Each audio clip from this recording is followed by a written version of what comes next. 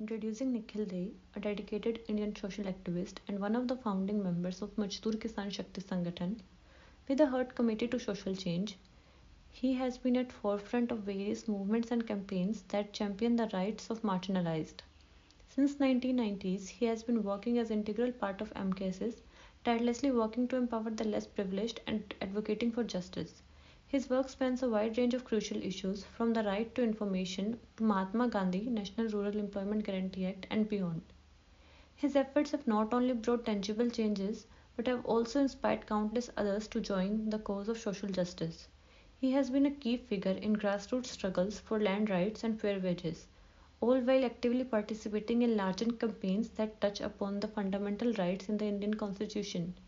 Notably, Nikhil Dey's commitment to transparency and accountability led him to collaborate with the government of Rajasthan on Jan Suchna program, where he aimed to ensure proactive disclosure of information. Now, in an insightful discussion, Nikhil Dey shares his experience and wisdom with us, shedding light on Barefoot College and making intriguing comparisons with MKSS. जैसे इनका एक आंकड़ा था कि पहला बच्चा जब यहाँ जन्मा कैंपस पर, उस समय इंस्टीट्यूशनल डिलीवरियाँ नहीं होती थी और एक डॉक्टर आई थी, वैसे अरुणा जी की सिस्टर इन लॉ थी, यहाँ नया नया मौलाना आजाद मेडिकल कॉलेज से निकल के यहाँ पीडियाट्रिशियन थी। वो बोल रही थी यहाँ भेजो आपके बच्चे को, तो कोई नहीं कर रहा था। एक बहुत डिफ़िकल्ट डिलीवरी आई, पहला वाला बहुत कन्विंस कर रहे थे क्योंकि सब लोग घर में करते थे, ट्रेडिशनल तरीके से करते थे, कई सेप्सिस हो जाता था, अम्बिलिकल कॉर्ड को पत्थर से काटते थे, ये सब चीज़ें क्योंकि ट्रेडिशनली ऐसा ही होता रहा। और वो ज़माना था 50 साल पहले, क्योंकि 1972 में बंकर आए, तो बंकर से भी आप पूछ लो इंटरव्यू, पता नहीं देंगे नहीं देंगे, ट्राई करना चाहिए, लेकिन तब भी ठीक नहीं है। तो वो लेकिन उनका आप ले सकते हो वहाँ से, जैसे उस नाटक में वो दिल्ली में बोले आईआईसी में हुआ, तो वो आईआईसी में नहीं, वो श्री राम सेंटर या वहाँ हुआ त्रिवेणी कला संघ में, तो आप उसका ले सकते हो उसको भी उसका, तो एटलीस्ट इंटरव्यू नहीं मिलेगा, तो वो उसी चीज़ पर वो बात करते हो। तो पहली डिलीवरी हुई बहुत मुश्किल, इनको बहुत डर था क्योंकि मुश्किल केस हुआ तो you can lose that case as well. ऐसा नहीं कि जो सामान्य होता तो सामान्य हो जाता और फिर लोगों में विश्वास बन जाता, लेकिन यहाँ उल्टा होता तो लोगों में चलता कि हाँ नहीं बचेगा, लेकिन वो चांस से वो बच गया। फिर कुछ पता नहीं क्या आंकड़ा है, कुछ 35,000 बच्चे यहाँ जन्मे इस कैंपस में, तो वो भी इन सालों में इतने बच्चों ने अपना जन्म याद दिया। यदि आप वो डेटाबेस निकालोगे, उनके पास पहुंचोगे, वो कुछ और होगा, तो वो उसमें है, I don't remember the exact number, लेकिन बहुत हाई नंबर है। तो वो एक तरीके से यहाँ इनका जन्म स्थल यही है। तो ऐसे अलग अलग कितने हैंडपम्प लगाए, हैंडपम्प में क्या पॉलिसी आई, उसकी वजह से क्या हुआ।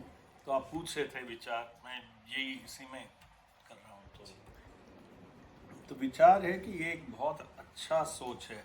शुरू में इस संस्था का नाम था social work and research centre. उनका पुराना सिंबल देखो शुरू में, तो वो एक शहर का व्यक्ति और एक गांव के व्यक्ति के बीच में एक हाथ मिला के काम करने का। फिर बंकर को लगा कि हम सब जो पढ़े लिखे लोग हैं, जब मैं बंकर से मिला वो बहुत लिखते थे ऐसे आर्टिकल्स, उनका आया कि ये सब बकवास है, ये लोग ये कोई काम के नहीं है, ये आते हैं, उनको तनख्वाहें ज़्यादा चाहिए, उनको लगता है हम सब जानते हैं, जानते तो है नहीं, जानते हैं गांव के लोग, गांव की समस्या, गांव का हल, तो क्यों सब लफड़े में पड़े, क्यों हम ये चीज़ें उस रूप में करें कि कोशिश करें कि कोई शहर के लोगों को बुलाएं, काम कराएं। तो लिखते भी बहुत थे ऐसे। तो उन्होंने सच में, तो एक उदाहरण आपको मिलेगा, हैंडपम्प वाला तो मिल गया होगा ना, हैंडपम्प मिस्त्री वाला कैसे है? हाँ, वो लेडीज़ का बता रहे थे, वो लेडीज़ को ट्रेन किया है, फिर ना वो भी हैंडपम्प सेट करना है, फिर वो हाँ, तो पहले क्या था, एक 3 tier सिस्टम था हैंडपम्प मिस्त्री का, हैंडपम्प रिपेयर का। तो एक बहुत बड़ा गिग होता था, वो यूनिसेफ ने फंड किए थे अधिकतर जिलों में, एक जिले में एक होता था। हैंडपम्प बहुत होने लग गए क्योंकि हैंडपम्प एक नया टेक्नोलॉजी था जिससे पानी आप निकालो और पीने का ले जाओ।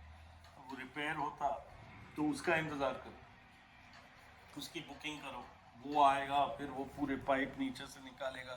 जितना बड़ा मशीन खोदता था उतना बड़ा मशीन ये था।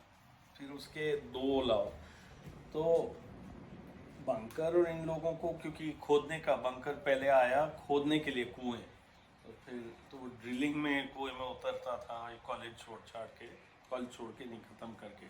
तो बहुत बड़ा स्पोर्ट्स पर्सन था, नेशनल स्क्वाश, वो लॉजिक तब तक इस्टेब्लिश हो गया। तो आपने किया 1 2 3 4 5 गाँव में, ये हर जगह जाता है। वही मैं वापस उस सवाल में आता हूँ और फिर मैं इसी में एंड करूँगा कि हम लोगों का अप्रोच और यहाँ का अप्रोच बहुत अलग है। लेकिन हमें लगता है कि यहाँ ये इन चीज़ों का पायलट भी कर सकते हैं, हम नहीं कर सकते, ये फंड्स लेते हैं। अब आपको हैंडपम्प मिस्त्री कैसा हो डेवलप करना है, हैंडपम्प रिपेयरिंग करना है, तो आपको पैसे चाहिए। आपको मान लो सैनिटरी नैपकिन्स आपने देखा होगा यहाँ बनते हैं, तो देखना है, या राजस्थान में एक उड़ान प्रोग्राम है, कुछ 1 करोड़ सैनिटरी नैपकिन्स हर महीने ये देते हैं फ्री में हर महिला को आके सैनिटरी नैपकिन्स। यहाँ ये छोटा सा कर रहे हैं, लेकिन वो बड़े बड़े फैक्ट्रियाँ मास में कर रहे हैं, जो 1 करोड़ 2 करोड़ हर महीने प्रोड्यूस करते हैं। फिर उसको ट्रांसपोर्ट करो वहाँ से छोटे स्कूलों में, क्योंकि स्कूलों के थ्रू वो बढ़ता है। तो क्या लोकल प्रोडक्शन नहीं हो सकता? लोकल प्रोडक्शन एक गांव का व्यक्ति, अब यहाँ मशीन देखोगे तो वो बहुत साधारण चलाते भी हैं, बात भी करो उनसे गांव के लिए। तो वो एक कॉन्सेप्ट पहले हैंडपम्प मिस्त्री के समय से अब तक है कि आप गांव के लोग अपनी इलाके की समस्या, मकान तो सब, अरुणा जी का इतना सुंदर मकान है, एक आर्किटेक्ट नहीं है, एक कोई कॉन्ट्रैक्टर नहीं है, सब गांव के लोग, क्योंकि अपने घर खुद ही बनाते हैं, आपके घर भी वही बनाते हैं, तो उनको नहीं चाहिए क्योंकि बहुत सुंदर आर्किटेक्ट कोई, तो खुद ही इन्होंने उसका डिज़ाइन किया। ये जब प्रेजेंटेशन होने वाली तुरंत मुझे फ़ोन कर दो यदि बैठ गए, क्योंकि बैठने में टाइम,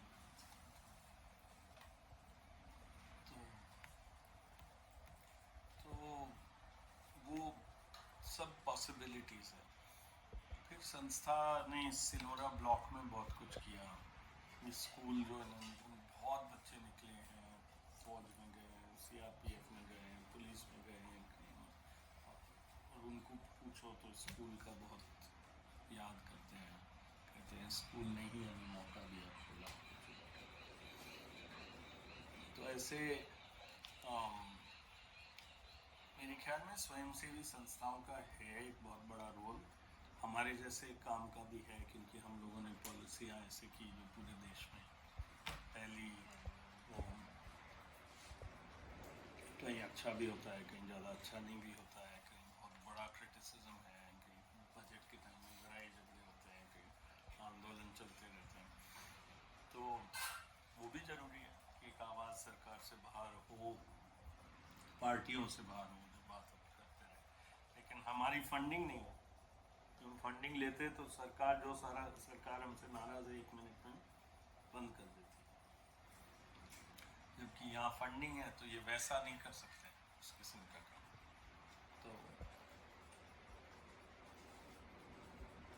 तो उद्देश्य एक जैसे हैं, लेकिन कैसे करना है काम, किस तरीके से करना है, किस तरीके से ऑर्गेनाइज करना है, तो दिख रहा है, नज़र आ रहा है कि थोड़ा।